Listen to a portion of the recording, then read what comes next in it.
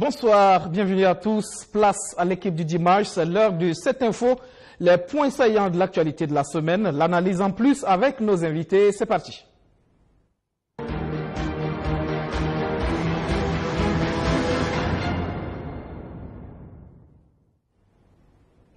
Une affaire de recrutement qui défraie la chronique, tous admis à un test de recrutement à la Caisse nationale de sécurité sociale CNSS, la femme, le neveu et la nièce du DRH, le directeur des ressources humaines de cette même caisse, au sein de la Confédération générale du travail de Burkina, Sagroy. Y aurait-il eu fraude ou favoritisme dans le recrutement des 85 agents externes au profit de la Caisse nationale de sécurité sociale? C'est en tout cas le sentiment qu'éprouve la coordination des comités CGTB de la CNSS suite à la proclamation des résultats du test de recrutement intervenu le 20 juin dernier. Il ressort selon le syndicat que le tiers des admis a un lien familial avec les agents de la CNSS. Le plus flagrant concerne le directeur des ressources humaines. Il est l'organisateur en chef du test et suite à la proclamation des résultats, 3 de ses proches figurent sur la liste des admis, notamment son épouse, son neveu et sa nièce. Pour la coordination dans cette histoire. Il y a un conflit d'intérêts. Parce que je ne peux pas organiser et curieusement, il n'y a que les gens de ma famille, de la maison, et ceux qui sont à la maison et moi qui sont admis, et mes amis. Voilà. C'est ça le problème. Le directeur des ressources humaines, directement indexé dans cette affaire, dit n'avoir rien à se reprocher. Il estime que le processus s'est déroulé de manière transparente avec la participation de représentants de syndicats. Si on parle, s'il y a des preuves, qu'on le montre. Depuis, on parle, mais on ne donne pas de preuves. La preuve, c'est quoi? Quand on parle de 3 de mes proches sont admis. Bon, c'est avant tout des Burkinabés. L'organisation des tests répond à des critères bien définis qui sont dans les statuts du personnel. Qui sont ceux qui sont habilités à prendre part à un recrutement à la CNSS. Donc les textes sont clairs là-dessus. Il faut être burkinabé. Donc je ne sais pas si un membre de ma famille burkinabé, que moi-même je suis, ne peut pas prendre part à un test organisé par la CNSS. Mais ce qui conforte les syndicats dans leur position, c'est l'étape de la sélection des sujets du test. Une étape à laquelle la coordination dit avoir été exclue, même si elle reconnaît avoir pris part à la surveillance des épreuves et à la délibération. Le choix des sujets, notamment la désignation de ceux qui doivent, et au niveau aussi de la multiplication des sujets, et dans l'étape aussi de l'anonymat des copies. Voilà. C'est à ces étapes, il y a une seule personne qui gère cette question, qui est monsieur le directeur des ressources humaines. À la direction générale des ressources humaines, on estime que la sélection des sujets n'est pas du ressort du délégué syndical. La sélection des épreuves, nous ne l'avons pas fait unilatéralement, nous l'avons fait avec le secrétariat général et le chef du service de gestion du personnel. Donc nous étions 3 à faire ce choix-là. Et c'est un travail qui est purement administratif. On ne peut pas impliquer un délégué dans le choix des épreuves à administrer aux candidats. Parce qu'on ne sait pas, c'est nous qui assumons notre responsabilité. C'est un travail qui est purement administratif. Dans cette situation de suspicion, la coordination dit avoir demandé à la direction de mener une enquête de moralité sur les nouveaux recrues. Une enquête ignorée par l'administration. Vous ne pouvez pas lancer le test en janvier 2018, attendre jusqu'en juin pour administrer les épreuves, donc prendre le temps pour administrer les épreuves, et puis ça devient urgent qu'ils prennent service à peine la proclamation est faite. Voilà ce qui s'est passé. Voilà. Ils disent non, qu'ils ont besoin urgemment de ces ressources. On dit mais c'est surprenant. Si c'était aussi urgent, pourquoi dès le tirage au sort en janvier, vous n'avez pas immédiatement organisé le test? La coordination des comités CGTB de la CNSS interpelle le directeur général de l'institution à diligenter une enquête pour faire la lumière sur cette affaire. Il faut noter que les 85 agents recrutés ont pris fonction le mardi 3 juillet dernier. Il faut noter que d'autres organisations syndicales, donc au niveau de la CNSS, ont fait une sortie cette semaine pour soutenir le directeur des ressources humaines. Tout a été transparent, ont-ils affirmé. Le procès du putsch manqué de 2015 et ses figures très attendues à la barre, l'adjudant-chef Nebié Moussa dit Rambo et l'adjudant Roger Koussoubé. En interrogatoire cette semaine, Rambo assume l'arrestation du président de la transition Michel Kafando, mais plaide non coupable pour les autres accusations. Il a aussi fait des révélations sur les causes du putsch. Le sergent-chef Roger Koussoubé dit le Touareg et l'adjudant-chef Moussa Nebié dit Rambo. Deux figures considérées comme des acteurs opérationnels du putsch manqué de septembre 2015. Leur pas de vérité était attendu et l'un d'eux a parlé ce 6 juillet. Sur les 5 chefs d'accusation retenus contre lui, Rambo ne reconnaît et n'assume qu'un seul, celui d'avoir arrêté le président Michel Kafando. Il a tenu à revenir sur la genèse du putsch. Il charge l'ancien Premier ministre Yacouba Isaac Zida, accusé d'être à l'origine de la crise au sein de l'ex-RSP. Et c'est cette crise qui serait selon lui à l'origine du putsch. Il annonce par exemple que le général Gilbert Diendéré a échappé à un assassinat au Carré d'Armes quelque temps avant les événements. Informé de l'affaire, le parquet militaire aurait voulu ouvrir une enquête, mais sur injonction de Zida, il se serait ravisé. Selon Rambo, c'est le juge militaire François Yaméogo qui lui aurait confié cette information. Rambo, c'est le militaire pour qui les ordres sont les ordres et on les exécute. Et quand l'avocat de la partie civile, Maître Prosper Farama, lui demande s'il est prêt à exécuter des membres de sa famille sur ordre de son supérieur, il a du mal à répondre. Pour la partie civile, Rambo a exécuté un acte illégal puni par le règlement de discipline générale des armées en son article 25. Il a exécuté un ordre donné par ses supérieurs, mais une chose est de comprendre que on ne peut pas respecter et exécuter aveuglément des ordres militaires s'il s'agit par exemple d'aller tuer, s'il s'agit d'aller arrêter des autorités, s'il s'agit d'aller faire des actes illégaux. C'est tout à fait inadmissible. Donc, aller arrêter un chef d'État, c'est aller faire un coup d'État et ça, c'est manifestement illégal. Il est celui qui arrête le président Michel Kafando lors du Conseil des ministres du 16 septembre 2015. Lorsqu'il entre dans la salle du Conseil des ministres, il interpelle le président Michel Kafando en ces termes. « Excellence, nous sommes attaqués dehors, suivez-moi, je dois vous mettre le sûr. » Le président Kafando s'est immédiatement exécuté. Il dit avoir reçu l'ordre du major Badiel Eloi. Un ordre qu'il dit avoir exécuté avec courage et fierté. Mon client assume ce qu'il a fait. Il a expliqué très clairement ce qu'il a fait, l'acte qu'il a précisément posé. Il dit avoir été celui-là qui a arrêté le général sans violence. C'est-à-dire, il lui a dit, général, nous sommes attaqués. Et président, j'allais dire, nous sommes attaqués, il faut qu'on vous mette en sécurité. Alors, sans violence, sans coup de feu, il l'a conduit donc à la résidence. C'est principalement là, en cela donc a consisté sa participation à ce qu'on appelle, entre griffes, coup d'État, manqué donc du 16 septembre. L'adjudant-chef Moussa Nebié dit Rambo est accusé d'attentat à la sûreté de l'État, meurtre, coup et blessure volontaire, complicité de dégradation volontaire avancée de biens, incitation à commettre des actes contraires au règlement et à la discipline. L'audience reprend demain 7 juillet avec l'interrogatoire du même prévenu. Et notre analyste politique, Siaka Koulibaly, nous a rejoint. Bonsoir, M. Koulibaly. Bonsoir. Merci de répondre à l'invitation. Alors, on l'a vu cette semaine, ces révélations, ces débats, et une question qui se dégage. Les ordres sont-ils des ordres pour les FDS finalement? À exécuter sans réfléchir. Oui, il faut d'abord dire que d'une manière générale, c'est bien heureux que nous soyons passés sur le fond du procès, puisqu'on a passé beaucoup de temps sur les questions de procédure et les gens s'impatientaient. Maintenant, on est au fond, on est en train d'entendre les accusés sur les actes qui se sont déroulés en septembre 2015.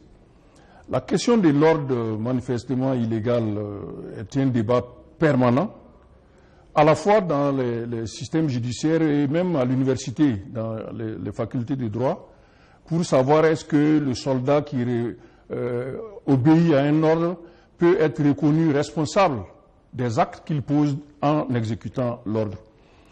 Moi, je crois que dans ce contexte-ci, il faut plutôt utiliser les règles de procédure judiciaire, mais aussi du droit pénal. La responsabilité est individuelle. Tous les actes que vous posez, vous en êtes responsable. Donc, la question de l'ordre ne vient que pour atténuer ou aggraver l'acte qui a été posé. Il s'agit de déterminer est-ce que telle personne a effectivement posé cet acte. Ça, c'est ce que le juge recherche sur indication donc, du parquet.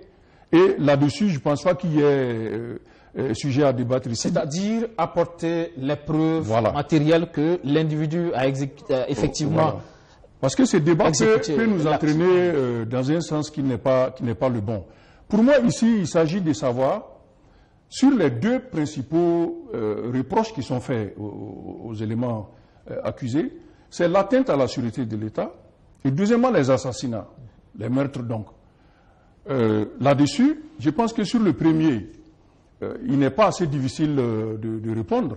À partir du moment où la plupart des gens qui sont passés devant le juge reconnaissent leur culpabilité et reconnaissent et plaident coupables. Du coup, ça facilite un peu cette partie du jugement. Hormis le cas du général Djibril Bassolé, où il y a beaucoup de débats sur sa participation ou sa responsabilité dans le putsch, les autres, généralement, reconnaissent pour... C'est des acteurs terrain. Voilà, les aspects d'atteinte à la sûreté de l'État. Là où je pense le débat pourrait achoper, c'est sur la question des assassinats. Meurtres, coups et blessures. Voilà. Là, il va falloir démontrer que telle personne tuée par l'effet des actions de ces militaires-là a été tuée par tel autre militaire.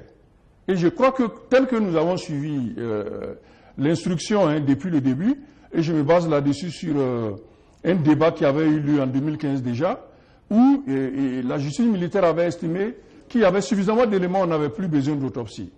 Or, à mon avis, l'autopsie aurait permis de déterminer que telle personne décédée est décédée par le fait d'une balle, et que cette balle-là provient d'une arme qui est enregistrée, puisque c'est des armes de l'État, et qu'on a attribué à un soldat ou un sous-officier. En ce moment, il aurait été facile de savoir que tel décédé a été tué par telle personne. Mais de la manière dont les choses ont été rapidement menées, je ne pense pas qu'il soit aujourd'hui possible de procéder à l'incrimination individuelle pénalement des personnes qui sont portées comme responsables. Et là, ça va poser un problème est-ce qu'on va dire les 83 accusés ont tué telle personne, ou est-ce qu'une seule personne... Une responsabilité collective, voilà. c'est pas possible. Donc voilà, c'est difficile de traiter cet aspect des choses-là. Mais on va voir avec les audiences comment les juges vont se débrouiller pour pouvoir trouver les responsables directs aux meurtres qui ont eu lieu. Je reviens effectivement à cette question de départ. Ça a une dimension pédagogique à mon sens, parce que effectivement, vous avez des éléments des forces de défense et de sécurité qui sont amenés parfois effectivement à être sur le terrain du maintien de l'ordre. Parfois, il peut arriver des situations, on l'a vu notamment à Koudougou, déjà c'était en 2011-2012 par là, avec le jeune Zongo, où des policiers ont été incarcérés par la suite. La question reste posée, effectivement, peut-on refuser d'exécuter les ordres du chef? Je pense que les textes des forces de défense et de sécurité sont clairs. Il est possible de refuser d'obéir à un ordre manifestement illégal. C'est possible. Ce qui se passe ici, c'est que la plupart du temps, on a d'ailleurs une habitude que je trouve malsaine dans notre système de sécurité et judiciaire en même temps, c'est que la plupart du temps, les ordres sont oraux. Le chef dit oralement à son subordonné, écoute, va faire telle chose. Or, pour maintenant juger, il devient assez difficile de situer la matérialité de l'ordre. Alors, le supérieur dira non, je n'ai pas dit ça comme ça. Et le subordonné dira non, c'est l'ordre que j'ai reçu. Or, si on avait respecté les textes, à savoir que ce type d'ordre doit être écrit. Donc, vous n'agissez que lorsque vous recevez un ordre écrit. Là, on aurait pu savoir effectivement que l'ordre est réel et il faut partir de là. Je vous rappelle donc le cas de l'ancien Premier ministre Luc Adolphe Diao, qui a signé une réquisition avec des termes bien précis. Et là, vous voyez que ça n'a pas été difficile d'établir la responsabilité de la personne. Mais ici, dans un camp militaire, un ordre est donné oralement, Donc il y a déjà ce problème de matérialité de l'ordre qui va se poser, sans compter que la capacité à discuter, à juger l'ordre se pose ici. Est-ce que sur un terrain du terrorisme, par exemple, le soldat qui reçoit un ordre de son supérieur aura la latitude de vérifier si l'ordre est manifestement illégal ou pas, si on est en train de violer les droits humains? Voilà. Donc il y a cette question-là qui se pose. Et je crains qu'en insistant sur ce débat, on fragilise même la capacité opérationnelle des forces de défense et de sécurité, parce que ceux qui sont aujourd'hui en exercice, ils peuvent chaque fois se demander... On réfléchit désormais pas deux fois. Est-ce que cet ordre-là, est-ce que si je le fais, je n'aurai pas de problème avec la justice plus tard? Donc on peut être amené à un moment donné à rendre les forces de défense et de sécurité assez fragiles quant à leur opération habituelle. Je le dis justement parce que vous parlez tout à l'heure du cas Luc Adolphe Tiao. Dans le cas de dossier de l'insurrection, il y a eu cette fameuse réquisition. Mais sur le terrain, il y a eu des gens qui ont exécuté. En ce moment, est-ce qu'on va dire, parce que Luc Adolphe Tiao, il y a eu cette réquisition, il est responsable, ou alors ceux qui ont existé, comme on le dit encore une fois, la responsabilité elle est individuelle. C'est un débat de fond qui se pose à mon sens. Non. Pour les gens qui ont agi, le maintien de l'ordre n'appelle pas habituellement l'usage de l'arme. Habituellement. Parce qu'il y a des formations que les FDS reçoivent. On sait comment il faut faire le maintien de l'ordre. Et généralement, cela n'implique pas de tirer à balles réelles sur les manifestants. Ça, c'est connu. Quelqu'un qui reçoit une réquisition de maintenir l'ordre, même si on a dit dans l'ordre qu'il faut recourir à tous les moyens, qui tire sur des personnes, ne peut pas échapper à sa responsabilité pénale. Je crains que ce ne soit pas possible. Mais on peut l'atténuer, cette responsabilité, en disant, bon, il a agi parce qu'il a reçu un ordre. Au lieu peut-être, par exemple, d'avoir 10 ans ou 15 ans, il peut avoir 8 ans ou 12 ans de prison. Ça veut dire que là encore, pour le dossier de l'insurrection, on sera confronté au même problème. Il faudra prouver qui a tué qui. Oui. C'est encore la question qui va se poser. Là aussi, il n'y a pas eu d'autopsie, oui. C'est pareil. Quoique dans le procès, enfin, l'affaire de l'insurrection, il y a une commission d'enquête indépendante qui avait été commise et qui a rendu un rapport. Et le rapport indexe certaines personnes également. Donc, il sera assez facile également de faire l'identification des responsables. Peut-être que ces responsables-là vont désigner d'autres personnes en plus que la commission n'a pas pu identifier, mais ça va être un peu plus facile d'identifier. Ensuite, la question va certainement revenir, parce que là aussi, il y a eu un ordre qui a été donné par le responsable politique de l'époque, et les gens ont agi là-dessus. Mais parmi ceux qui ont fait le maintien de l'ordre, il y en a beaucoup qui n'ont pas tiré avec leurs armes, qui sont revenus avec les munitions qui leur ont été données. Donc ceux qui ont tiré, ils vont d'abord répondre pénalement, individuellement de leurs actes, et puis on va ensuite observer les circonstances atténuantes ou aggravantes. Il reste à prouver que voilà. C'est leur balle qui a tué, voilà, parce que là aussi il n'y a pas eu d'autopsie. Ce problème se pose dans tous les deux cas. Voilà. Un procès qui connaît son dénouement, c'est celui de Naïm Touré. L'activiste écope de 2 mois de prison ferme. Ses avocats crient recul des libertés. Déclaré coupable de provocation non suivie des faits, Naïm Touré est condamné à 2 mois de prison ferme. Un verdict qui choque au sein des soutiens de l'activiste. Il y avait 3 chefs d'inculpation qui ont été retenus contre lui.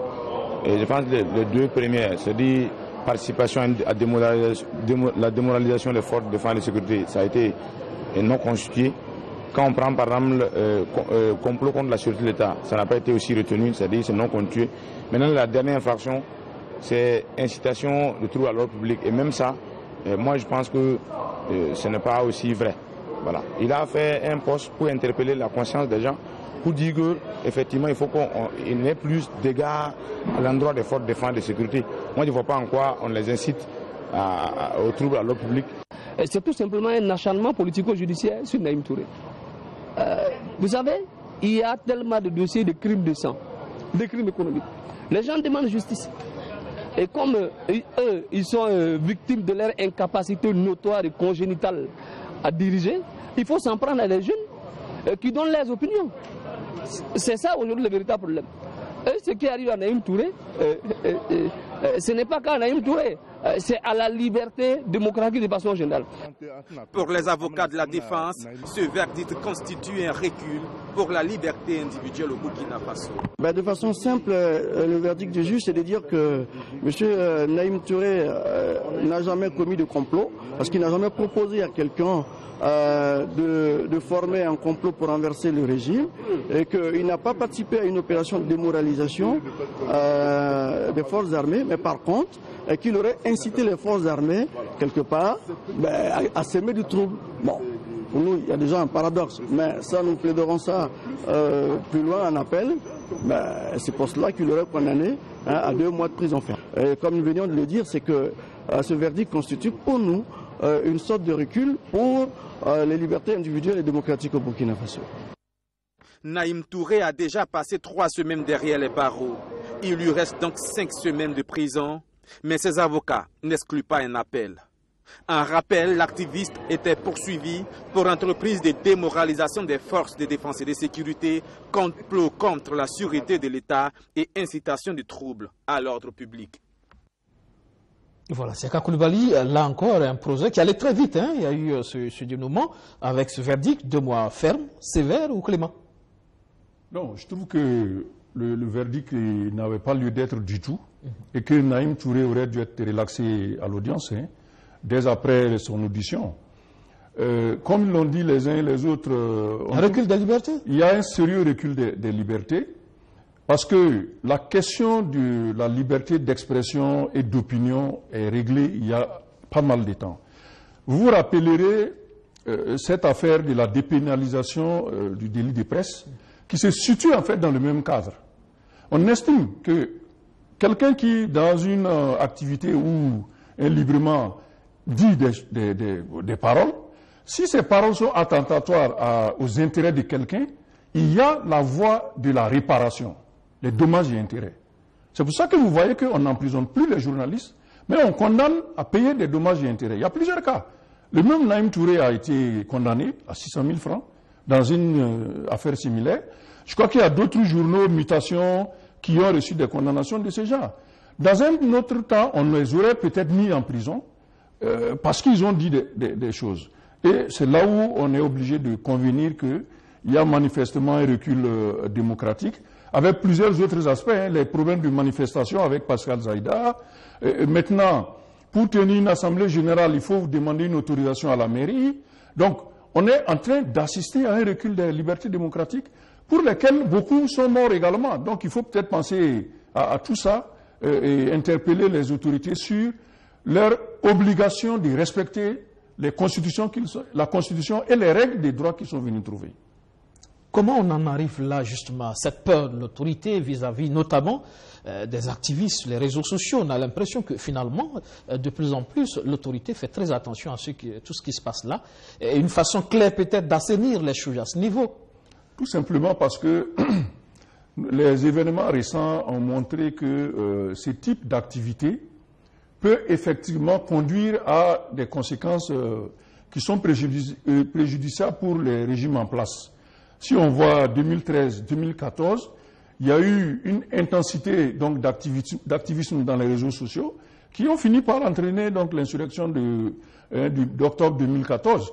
C'est peut-être ayant pris une part active à ces événements que les autorités d'aujourd'hui craignent qu'en laissant se dérouler ce type d'activisme-là, ils pourraient en partir. Et là, ils sont en train, donc, au lieu de travailler avec les armes qui sont celles de la démocratie et de l'état des droits, à savoir la réplique à un poste ou à une déclaration, bon, ils utilisent donc les moyens de l'État, comme la justice, pour généralement sévir, et cela donne droit à des abus comme celui de Naïm Touré. Est-ce que juridiquement, il n'y a pas un travail à faire à ce niveau en termes d'assainissement, en termes d'encadrement, justement? Il ne s'agit pas de règles actuellement. Les règles sont suffisamment bonnes. Il s'agit d'inciter les autorités à ne pas agir dans un certain sens.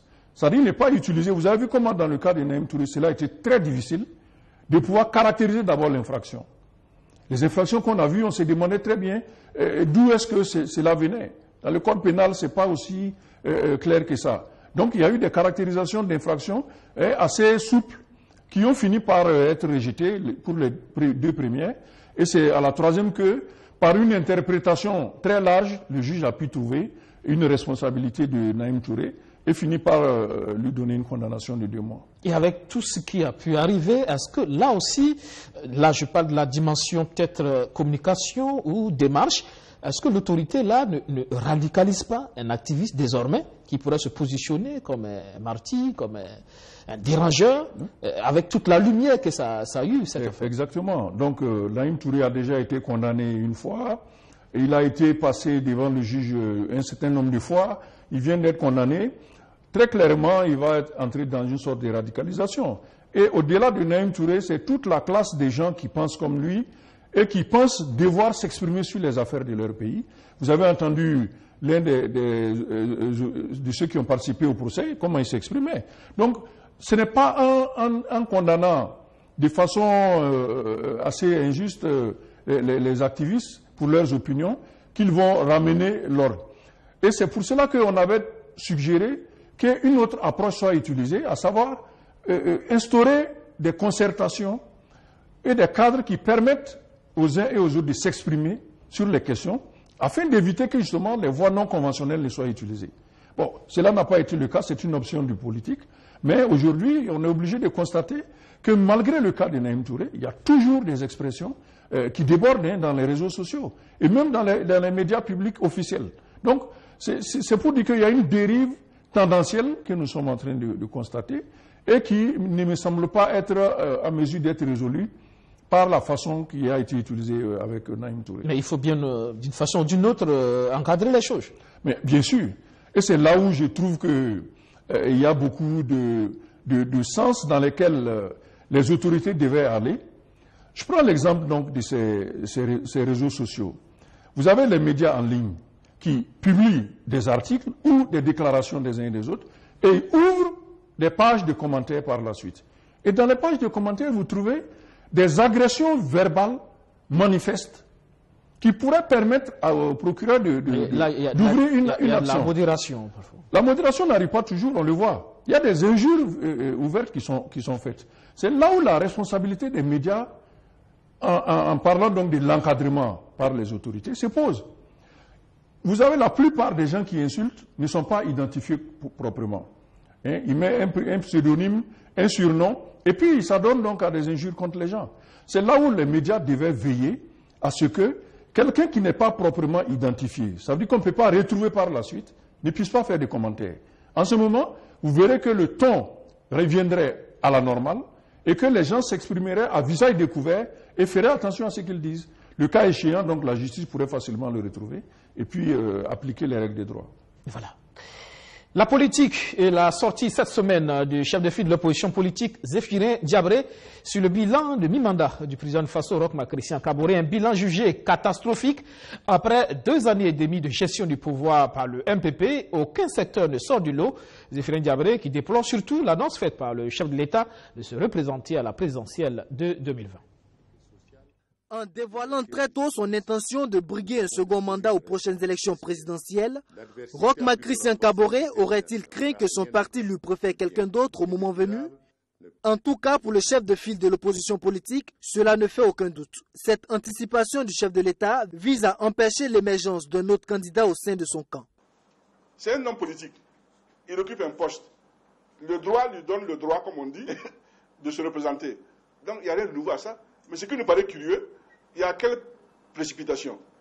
Quand quelqu'un se précipite là, soit il court derrière quelque chose, soit il court devant quelque chose. Oui, sinon tu marches normalement. Lui, il court devant quoi? Et nous, on dit, peut-être qu'il y a des problèmes dans son propre camp là, bon, qui fait qu'il a peur que, comme on entend des ounou, comme on dit. Bon, parce qu'il y a ça aussi chez eux. Certains disent, est-ce que. Si ce n'est pas ça, en tout cas, ce n'est pas nous qui le pourchassons. L'opposition considère que le pays n'est plus dirigé par un président au-dessus de la mêlée, mais par un président candidat qui est déjà officiellement entré en campagne pour les consultations électorales prochaines. Elle dit prendre acte et compte désormais le traiter comme tel. En ce qui concerne le bilan à mi-mandat proprement dit du MPP, Le CEFOP pense que jusque-là, le président n'a pas su se montrer à la hauteur des aspirations du peuple. Au contraire, la situation n'a fait que se dégrader depuis l'accession du mouvement du peuple pour le progrès au pouvoir. Notre État, l'État burkinabé, est en train de disparaître. Diriger un pays, c'est, dit-on, prendre les décisions quand il le faut. Malheureusement, nous avons un gouvernement poltron qui refuse de s'assumer. De l'économie au social, la pagaille ne fait que s'enraciner irrémédiablement dans la mentalité et les actes collectifs. Notre État et notre nation sont en train d'être submergés par l'incivisme et d'autres mauvais comportements de masse. Cet avis est de plus en plus transcendant au sein même du MPP, où certains caciques, face à la déconfiture, ne peuvent plus se taire. Et j'ai en mémoire les propos du professeur Étienne Traoré, qu'on ne présente plus, membre éminent de la majorité, qui dit de manière très verte que le président du Faso, que nous appelons désormais le président candidat, tourne en rond. Le CEFOP invite le MPP et alliés à se pencher sérieusement sur les défis du moment, notamment la situation sécuritaire, la relance économique et la réconciliation nationale, au lieu de penser déjà à comment se maintenir au pouvoir en 2020. Voilà, Siaka Koulibaly, au niveau de la majorité, on estime qu'il s'agit là d'une opposition qui passe le temps à critiquer et qui ne travaille pas à être une véritable force alternative en termes de propositions.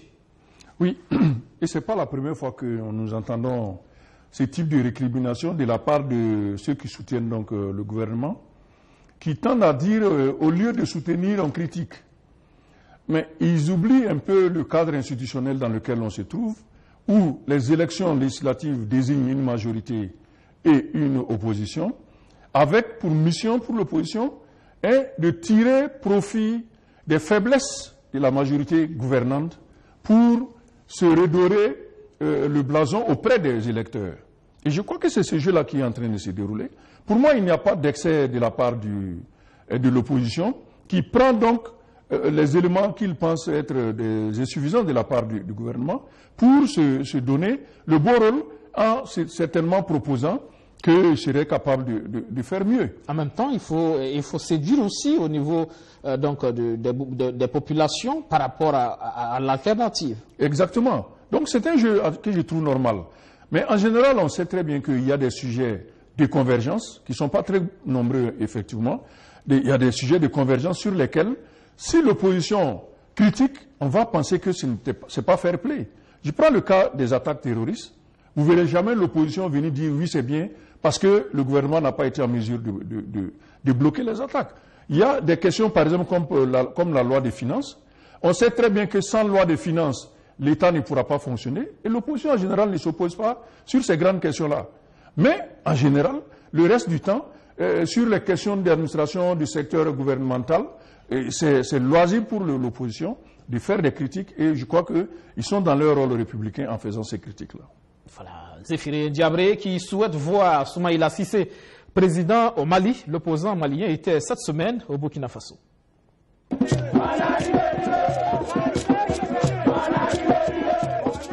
C'est un comité d'accueil bien fourni qui s'est mobilisé pour Soumaïla Cissé à l'aéroport international de Ouagadougou.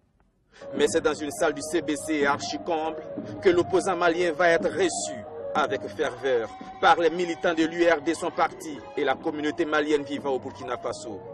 À moins de 3 semaines du scrutin, le candidat à l'élection présidentielle malienne est venu écouter les préoccupations de la diaspora. La diaspora malienne est très préoccupée de ce qui se passe au Mali. Ils sont inquiets pour l'insécurité, ils sont inquiets pour les besoins sociaux qu'il y a au Mali, ils sont inquiets pour l'avenir de leurs enfants, mais aussi ils sont inquiets pour leur sort au quotidien. Le respect qu'on leur doit, le manque de papier, les problèmes de représentation consulaire, les traitements qui est fait pour eux.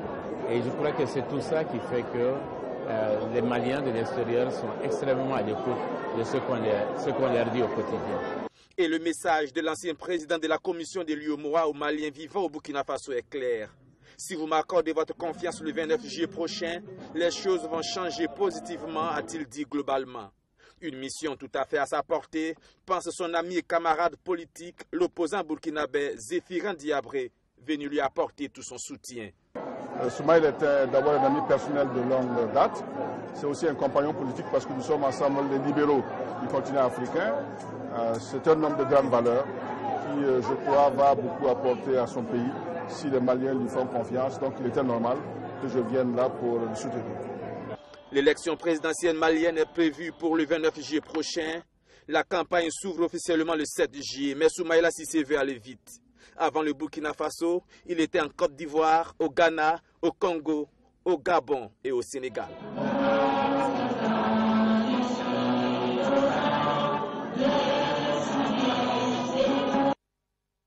Koulibaly, cette fois, c'est possible pour Soumaïla Cissé? Oui, c'est tout à fait possible. Hein. Hormis donc ce qu'on entend sur les conditions d'organisation des élections, hein, là où il y a quand même pas mal d'inquiétudes sur le niveau de préparation de ces élections. Est-ce qu'effectivement, on va se tenir ou pas? On se demande bien si ces élections vont bien avoir lieu. Il y a ces questions d'organisation matérielle, mais aussi la question sécuritaire, avec un pays qui est émaillé de poches d'insécurité où des groupes non réguliers occupent des espaces. Est-ce qu'on pourra organiser les élections sur l'ensemble du territoire? Ce qui peut-être transfère donc l'enjeu sur les Maliens de l'extérieur. Et comme on le sait, Soumaïla Cissé a longuement résidé au Burkina Faso. Il a donc eu le temps certainement de s'enraciner donc auprès de ses compatriotes ici. Ce qui fait que vous avez vu, la salle était assez bien garnie. Donc il fait partie de ceux qui peuvent très bien challenger le président en place actuellement, qui est aussi candidat à sa réélection. Sinon, le principal challenger, est-ce que ATT a un bilan justement à défendre pour ce... Mais bien entendu. ATT, bon, je pense que lui, après donc le mandat passé je veux plutôt parler de Ibeka, le président Ibeka. Okay. Ibeka a bien sûr un bilan à défendre. Hein. Il aura certainement des aspects qu'il va démontrer avoir réussi. Par exemple, il y a déjà avoir freiné la montée des groupes terroristes qui fondaient sur Bamako. Donc aujourd'hui, même si le territoire est encore occupé, on sait quand même que c'est assez localisé dans une zone donnée. Il y a aussi donc l'action quotidienne de l'État qui consiste à faire les prestations sociales auprès des Maliens, des populations, même si l'opposant trouve que cela n'est pas suffisant. Il s'agit juste d'une question de taux et de quantité. Donc le président dira, lui, il a réalisé ceci sur une situation qui était celle-là au moment où il prenait le pouvoir. Les opposants diront, on aurait pu faire mieux parce que les ressources le permettaient. Donc ça, c'est juste un jeu entre les candidats à l'élection présidentielle. Sinon, le président en place aura toujours des choses à défendre. Alors, plus de 20 candidats en lice pour cette élection présidentielle, dont l'ancien Premier ministre, Cheikh Modibo Diarra, par exemple. Avec peut-être Cissé, ça pourrait constituer les deux éléphants qui pourraient terrasser le troisième peut-être, Ibeka. Oui, dans le contexte malien, d'abord il faut se dire que c'est une élection où les conditions de participation à l'élection présidentielle sont plus faciles qu'ailleurs. Et il ne faut pas grand-chose au Mali pour être candidat. Donc ce qui fait que, bon, à peu près des groupes d'intérêt suscitent des candidatures à la présidentielle parce qu'il n'y a pas vraiment beaucoup d'obstacles. Contrairement au Burkina, par exemple, où la caution est assez élevée. Et maintenant, on va voir est-ce que la candidature, certaines candidatures, comme celle que Modibo et Diarra, ne vont pas, disons, éclater l'électorat du président en place au profit d'un second tour au cours duquel il y aura des ralliements les uns avec les autres. Peut-être que c'est ça la stratégie de ces ténors donc, de la vie politique malienne, d'abord éclater l'électorat au premier tour, afin au second tour de trouver une coalition qui va porter un candidat unique, celui qui sera arrivé le mieux placé au second tour. Donc c'est peut-être là une stratégie entre eux. Modibo Diarra, effectivement, peut très bien cohabiter avec Soumaïla Cissé, parce qu'il est aussi d'une approche libérale en politique, donc il peut très bien se coaliser avec lui. Là aussi, le débat, on n'en parle pas aussi, mais la question régionale, ethnique aussi se pose au niveau du Mali. Oui, au Mali, il est un peu moins accru qu'ici, parce qu'il y a à peu près pas trop de grands groupes au Mali, parce que vous avez les populations du sud et de l'ouest, qui sont des mêmes modèles ethno-social, et vous avez donc les populations du Nord qui sont plus à tendance arabisante. Maintenant, l'élection en question va se dérouler dans un contexte que je suis obligé d'appeler un contexte pourri, avec, d'une part, le terrorisme qui est très actif dans ces pays-là, mais maintenant, ces 2 derniers mois, avec la question des affrontements intercommunautaires, au centre même du Mali, pas très loin du Bamako, la capitale, notamment entre les Dogons, cultivateurs, et les Peuls, éleveurs. Donc, cette question, je pense, va être l'invité d'honneur de l'élection présidentielle. Parce que cette communauté a l'impression qu'effectivement le pouvoir ne fait pas grand-chose. Voilà, elle est exclue et surtout, ils pensent qu'il y a certains massacres qui semblent avoir été encadrés par l'armée officielle. Donc, cela fait dire à ces ressortissants de ces communautés Peuls qu'il y aurait un parti pris du pouvoir en place contre eux. Et là, ça peut être un gros problème. Donc, on va voir dans les offres politiques que les acteurs vont faire, quelles seraient les solutions immédiates, 1, pour le terrorisme et 2, pour ces conflits intercommunautaires qui sont en train de se dérouler au Mali, en plus des sujets classiques comme l'éducation, la santé et l'eau potable. Là, on parle justement de la sécurité qui est un thème assez important quand même de campagne. C'est quand même un handicap, hein. On le voit. Le QG du G5 Sahel d'ailleurs qui a été attaqué. On a vu avec cette sortie, hein, vous l'avez certainement suivi, du président de la commission défense de l'Assemblée nationale française qui estime que le Mali a un véritable problème de volonté politique aujourd'hui. Oui, cette interview est quand même dévastatrice pour le pouvoir en place du Mali. Parce qu'il démontre clairement, après avoir fait une visite de terrain, hein, ce qu'on appelle une collecte des données, il démontre qu'il n'y a pas de volonté politique affichée de la part du gouvernement malien de résoudre la question. L'intervieweur lui a demandé donc, est-ce qu'il ne s'agit pas des questions de moyens? Il a dit oui, il y a des questions de moyens, mais il y a d'abord la question de la volonté politique et qu'en conclusion, il a dit que lui, il pense qu'ils sont plus dans l'inaction que dans l'action. Et ça, je pense que ça va jouer beaucoup dans l'adhésion des électeurs maliens aux différents candidats, en particulier leur positionnement par rapport au président sortant, vu son bilan dans le domaine de la sécurité. Merci, Siaka Koulibaly, d'être passé dans le secteur ce soir. Merci.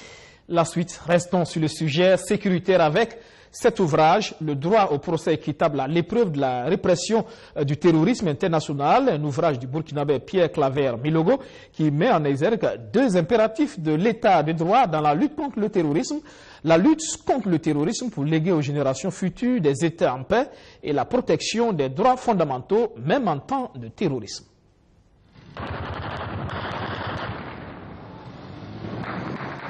L'équilibre entre la sécurité et les libertés dans la lutte contre le terrorisme national et international notamment, un juste milieu difficile à trouver. La montée du phénomène dans la bande sahélo-sahélienne en particulier donne du fil à retordre aux États concernés. La lutte contre le terrorisme est élevée au rang des priorités des États. Toutefois, la répression du phénomène se heurte aux questions des droits de l'homme. Kibessoum Pierre Claver Milogo, dans son ouvrage Le droit au procès équitable à l'épreuve de la répression du terrorisme international, met en exergue 2 impératifs de l'état de droit qui sont la protection des droits fondamentaux en période normale comme en période exceptionnelle et la lutte contre le terrorisme. Le droit au procès équitable, c'est une notion de procédure judiciaire en fait bien connue des avocats et des magistrats, des praticiens du droit en général. Il s'agit en fait d'un certain nombre de garanties qui doivent accompagner le déroulement de la procédure pénale depuis l'inculpation d'une personne jusqu'au prononcé du verdict. Et ces garanties-là, c'est notamment dès l'arrestation de la personne, la présence de son avocat, et la présence de l'avocat pendant la garde à vue et puis pendant les interrogatoires aussi. Et le droit d'être informé de ce dont on est poursuivi. Et puis le droit aussi à l'assistance d'un interprète si on ne comprend pas la langue locale. Et le droit aussi de garder le silence, c'est-à-dire qu'on n'est pas obligé de s'auto-incriminer. Si on ne veut pas faire des déclarations contre soi-même, on peut garder le silence. Et puis, il est interdit d'extorquer des informations sous la torture. Il est interdit aussi de préjuger de la culpabilité de quelqu'un sans que le verdict ne soit rendu. Donc, ce qu'on appelle la présomption d'innocence. Toutes ces garanties-là font partie du procès équitable. C'est-à-dire que les 2 parties dans le procès, que ce soit la personne qui accuse ou la personne qui se défend, doivent être exactement dans une situation d'égalité. La première législation burkinabé en matière de lutte antiterroriste date de 2009. La loi a été revue en 2015 et prévoit un durcissement de la sanction et la lutte contre le financement du terrorisme. Elle impose tout de même le droit au procès équitable du présumé terroriste. Pour le terroriste présumé, en théorie, bien sûr, il peut bénéficier des mêmes garanties de procédure, mais en pratique, malheureusement, ce n'est pas le cas, parce que généralement, le terroriste présumé, c'est un étranger qui est arrêté dans un pays dont il ne comprend même pas souvent la langue locale. Et justement, il vient de commettre un acte qui est très grave, généralement un attentat. Et il y a une pression de l'opinion publique, une pression médiatique, et puis une pression de la population sur le système politique et sur le système judiciaire pour que cette personne soit sanctionnée. Et justement, tous ces éléments réunis font qu'il y a un grave risque de déséquilibre du procès. Et c'est ce qui fait justement que la question de l'équité du procès en matière de lutte antiterroriste a toute sa pertinence face à ce risque de déséquilibre du procès. Il faut faire en sorte que le terroriste présumé ait toutes les possibilités de se défendre, sans bien sûr préjuger de l'issue du procès, parce qu'une mise en garde, bien sûr, sur cette question, ce n'est pas parce que le procès sera équitable qu'il sera acquitté. Le procès peut être équitable et cela lourdement sanctionné, mais il faut qu'il ait toutes les possibilités de se défendre, selon les règles légales en vigueur. Si ces possibilités sont prévues, cela donnera plus de force au verdict qui sera rendu par le juge et cela amènera la population et aussi toutes les parties au procès à accepter la décision du juge. Le droit au procès équitable à l'épreuve de la répression du terrorisme international compte 216 pages subdivisées en deux grandes parties. L'ouvrage a été écrit dans le cadre du mémoire Master 2 de l'auteur. Pierre Claver Milogo, auteur donc de l'ouvrage « Le droit au procès équitable à l'épreuve de la répression du terrorisme international ». Il est sur le plateau du 7 Info. Bonsoir. Bonsoir, cher monsieur Guébré. Merci de répondre à notre invitation. Alors, vous êtes en train de nous dire que le terroriste, le présumé terroriste, même pris en flagrant délit, a droit à l'assistance. Oui, exactement. Tout d'abord, je vous remercie pour l'opportunité que vous m'offrez d'intervenir sur cette question capitale sur votre chaîne. Et effectivement, le terroriste présumé a droit à toutes les garanties d'un procès équitable, quitte à ce que les juridictions compétentes se prononcent sur sa culpabilité ou sa non-culpabilité. Selon les règles du droit pénal, en particulier par exemple le code pénal en vigueur au Burkina ou le code de procédure pénale, les personnes arrêtées en flagrant délit dans le cadre d'infractions, par exemple d'infractions de terrorisme, doivent être présentées à un juge et c'est le juge qui doit décider si ces personnes doivent être gardées en détention en attendant l'ouverture d'une enquête et éventuellement l'aboutissement de cette enquête, l'organisation d'un procès et ensuite le verdict qui sera rendu.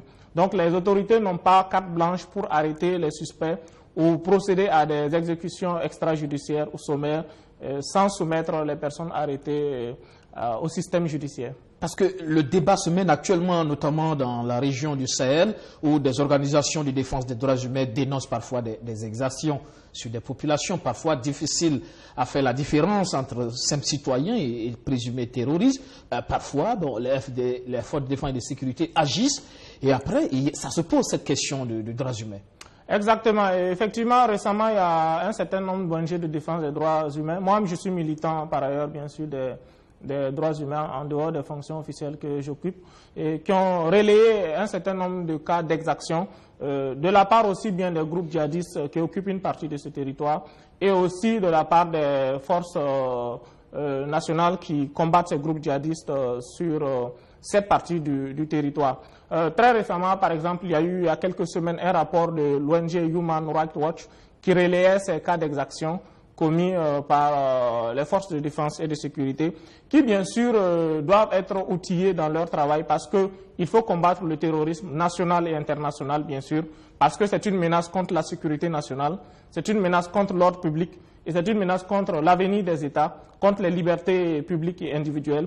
Mais en même temps, il faut assurer le respect des droits fondamentaux, c'est-à-dire que nous ne devons pas perdre notre identité parce que nous luttons contre le terrorisme. Ça serait justement tomber dans le piège des terroristes qui vont dire que nous affirmons que nous sommes des États de droit, mais nous sommes les premiers à enfreindre les règles de l'État de droit lorsque ça ne nous arrange pas. Donc même dans le cadre de la lutte antiterroriste, les forces de défense et de sécurité doivent être sensibilisées au respect des règles de l'État de droit et ainsi ils doivent procéder aux arrestations quand c'est possible et seulement lorsque ce n'est pas possible d'interpeller les personnes en question, on peut tolérer qu'il y ait un usage de la force, notamment pour tuer, par exemple. D'accord. Docteur Milego, je rappelle que vous travaillez sur ces questions, notamment au CNRST, c'est bien ça? Exactement. Alors, justement, comme on l'a dit, mais la réalité, c'est qu'aujourd'hui, le Burkina est confronté à ce problème, à ce phénomène, mais ça se pose la question de l'expertise juridique en la matière, parce que c'est un cas spécifique,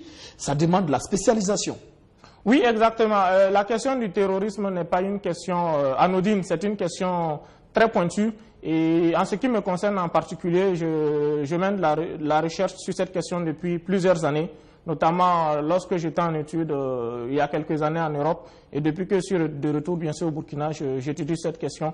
C'est une question qui ne se posait pas il y a quelques années, spécifiquement dans le cas du Burkina. C'est à partir en particulier du déclin de la chute de l'ex-régime Compaoré qu'on a constaté par exemple les premières attaques terroristes sur le sol burkinabé. Donc c'est une question assez récente au Burkina, mais si on va prendre la problématique sur le plan régional ou même sur le plan international, c'est une question très très ancienne, et ceux qui étudient cette question comme moi sont bien au courant de cela. La réalité, aujourd'hui, c'est que le Burkina a besoin de juges spécialisés pour traiter de ces cas de figure. On a vu avec les attaques au niveau de Kwame Nkrumah, que ce soit à Capuchino ou après Aziz Istanbul, des enquêtes ont été ouvertes, mais qui traînent, qui ont du mal justement à aboutir. C'est aussi la question de l'expertise juridique qui est posée à ce niveau, la spécialisation. Oui, il y a plusieurs dimensions en fait dans ce que vous évoquez. Il y a la question de l'expertise juridique parce que, d'une part, comme je le disais, la question ne concernait pas directement le Burkina de par le passé. Donc, nécessairement, nos juges n'étaient pas forcément formés sur ces questions. Et c'est aussi l'intérêt d'un tel ouvrage que j'ai rédigé. C'est aussi sensibiliser les juges sur les procédures judiciaires, les procédures pénales en matière de lutte antiterroriste. Donc je pense que cet ouvrage peut être utile d'un point de vue bien sûr théorique, ça c'est certain, et strictement pratique également. Mais aussi il y a le fait que au-delà de la non-spécialisation ou de la non-formation des juges sur ces questions-là, il y a aussi le fait que le Burkina n'était pas forcément préparé à faire face dans ce court espace de temps à autant d'attaques terroristes. Et ça amène un certain nombre de problèmes, notamment sur le plan judiciaire, parce que quand il y a des attaques terroristes, il faut mener des enquêtes, il faut identifier les auteurs, ensuite il faut ouvrir toute une procédure pour aboutir à un procès et ensuite le verdict. Et bien sûr, quand on n'est pas outillé pour cela, ça pose un certain nombre de problèmes. Quand je prends par exemple les récents attentats terroristes qui ont touché l'ambassade de France et puis l'état-major général des armées, on est toujours en train de rechercher les auteurs exacts et éventuellement les commanditaires. Et tant qu'on n'a pas ces informations, par exemple, il est impossible d'aller beaucoup plus loin dans la procédure et même d'envisager, par exemple, un procès. Alors que, bon, pour que les juges interviennent et pour que les responsabilités soient situées et des sanctions soient prononcées, il faut forcément passer par cette étape. Docteur, qu'en est-il donc de l'arsenal juridique national actuellement, à l'étape actuelle des choses? C'est vrai qu'on n'était pas forcément préparé, mais derrière, depuis ces attaques, les choses ont bougé. Qu'en est-il exactement aujourd'hui? Il faut dire que la législation antiterroriste burkinabé trouve actuellement sa source dans une loi du CNT de décembre 2017, de 2015, parce que sous le régime de la transition politique burkinabé, on a estimé, les autorités qui étaient en place ont estimé nécessaire de renforcer le dispositif législatif qui était en vigueur. Mais avant 2015, la législation burkinabé datait d'une loi de 2009 qui était en vigueur jusqu'au départ de l'ancien régime Compaoré. Et donc la législation de 2015, votée par le Conseil national de la transition, le CNT, peut être présentée en trois grandes parties, si je vais résumer. La première partie comprend les dispositions qui durcissent en fait les sanctions en matière de lutte antiterroriste. Par exemple, les peines vont passer jusqu'à éventuellement 20-30 ans de prison. Et on sait que le nouveau code pénal burkinabé a aboli la peine capitale qui était jusqu'alors en vigueur et qui pouvait être appliquée au cas de crimes terroristes. On sait aussi que les durées de garde à vue ont été prolongées. On sait que également Il y a des possibilités de perquisition, par exemple, sans avoir forcément les mandats. Et par exemple, on sait que la perquisition normale, c'est de jour. Et en matière de lutte antiterroriste, elle peut être faite également de nuit. Et on sait aussi que, par exemple, les interceptions de mails, les interceptions d'SMS, de correspondance, les écoutes téléphoniques sont des procédures qui sont utilisables en matière de lutte antiterroriste d'après la nouvelle législation de 2015. Ça, c'est un premier aspect. Le deuxième aspect, c'est que la législation de 2015 essaie de donner une définition de l'acte de l'infraction terroriste qui est classé bien sûr dans la catégorie des crimes. Mais comme vous le savez, actuellement, il y a une difficulté au plan mondial pour définir l'acte de terrorisme parce qu'il n'y a pas un consensus là-dessus sur qui est terroriste et qui doit être qualifié de terroriste. Et ainsi, les définitions varient d'une région à l'autre. Et cette lacune, cette faille se retrouve dans notre législation burkinabé, notamment l'article 2 qui essaie d'élaborer une définition. Et puis la troisième partie de notre législation porte sur le financement du terrorisme, donc la répression de toutes les associations, toutes les structures qui essaient soit légalement ou en tout cas illégalement d'apporter leur soutien à des groupes terroristes. Donc, la législation peut être présentée sur ces trois aspects. Et on peut penser qu'elle est suffisamment intéressante, cette législation, par rapport à la lutte, à l'étape actuelle des choses. Du point de vue du durcissement des sanctions, oui, elle est suffisamment intéressante, mais elle comporte encore un certain nombre d'insuffisances, comme le fait qu'il n'y a pas de définition précise de la notion de terrorisme, ce qui pose des difficultés aux magistrats aussi lorsqu'ils sont confrontés à un certain nombre d'actes. Parce que l'article 2, par exemple, de la loi du 17 décembre 2015 fait une énumération des actes de terrorisme. Donc, lorsque quelqu'un pose un acte et qui ne figure pas dans la liste, qu'est-ce que le juge doit faire?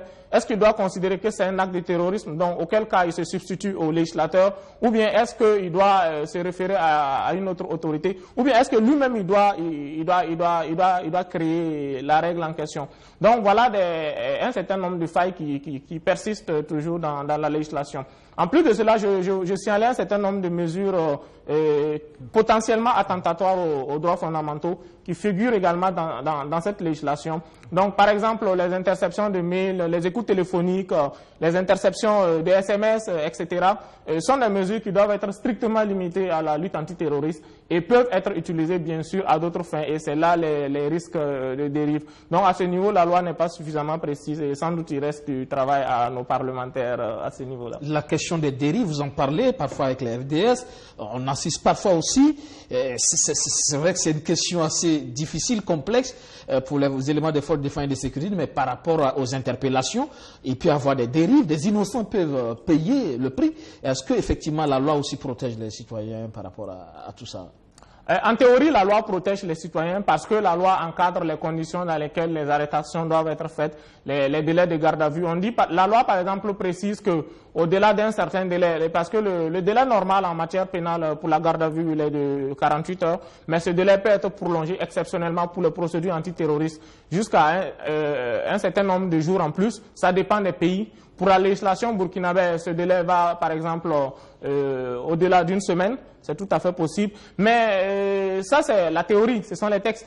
Il reste que dans l'application, il faut que les agents de forces de défense et de sécurité qui sont chargés de mettre en œuvre ces textes dont nous parlons suivent les procédures en vigueur. Et si nous parlons de dérives, justement, ça veut dire qu'il y a un décalage entre ce qui est annoncé dans les textes et puis ce qui se fait dans la pratique. D'où, justement, la nécessité de personnes comme moi de continuer à sensibiliser sur le fait que les textes ne sont pas que du papier, doivent être mis en application concrète. Sinon, c'est l'identité même de notre pays qui est en jeu également. Justement. Et vous continuez donc la recherche sur ce phénomène. Docteur Pierre Claver Milogo, merci d'être passé dans le 7 Info ce soir.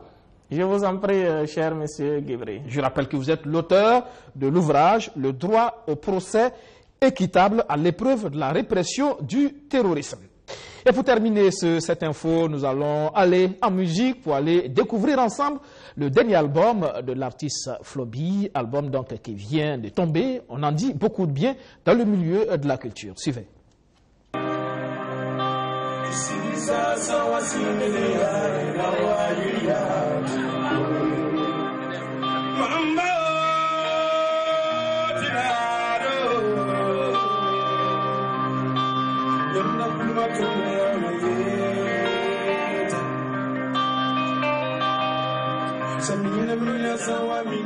15 ans de carrière musicale avec à la clé 5 albums aussi pétillants les uns que les autres. Les temps passent mais le talent de l'artiste est resté intact. Mieux, il s'est bonifié avec le temps à l'instar du vin. Après Mamsori en 2007, Wilgi Mam en 2009, Wendmi en 2012, Panga Wendi en 2015, Flobi remplit cette année encore avec Wakato en langue nationale mourée et qui signifie le temps.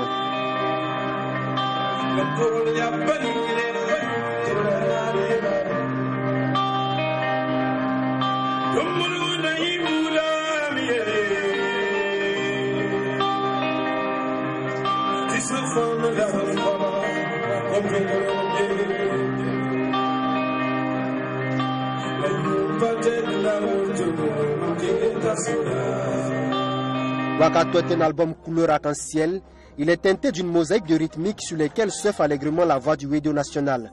Si le talent de l'artiste n'est plus à démontrer, le challenge à présent est de conquérir le monde. Et pour ce faire, c'est avec la maison de disques Kézit basée en France que Flobi signe son retour sur la scène. Donc Flobi qui est un artiste international, avec la renommée qu'il a, forcément il aurait pu signer directement dans une major. Parce qu'il a le niveau pour, il a le potentiel pour, il a le talent pour. Mais avec les échanges qu'on a eus, il a compris, il a voulu être accompagné par Kézit, une structure qui a de l'ambition.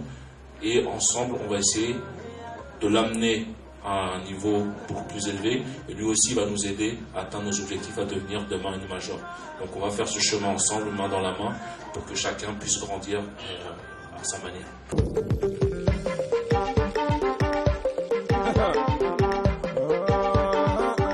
Le titre de l'album Wakato le temps est un pont entre le rationnel et l'irrationnel, du social à la spiritualité. Flobi chante la vie sur toutes ses facettes, ses douleurs et ses douceurs, avec une perspective sur des lendemains meilleurs. Dans cet album, je parle surtout de l'espoir, parce que l'album même s'appelle Wakato, Wakato qui est le temps. Et donc il y a un temps pour tout, il y a un temps pour chacun. Donc déjà, je parle de l'espoir, je parle de la paix, l'amour et voilà, et vivons socialement.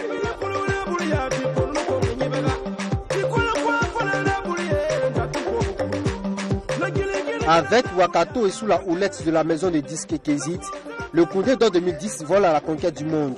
La dédicace de l'album à Ouagadougou marque le début d'une stratégie de communication bien ficelée. Bientôt, Flobi se produira sur les scènes du pays avant sa tournée à travers le monde.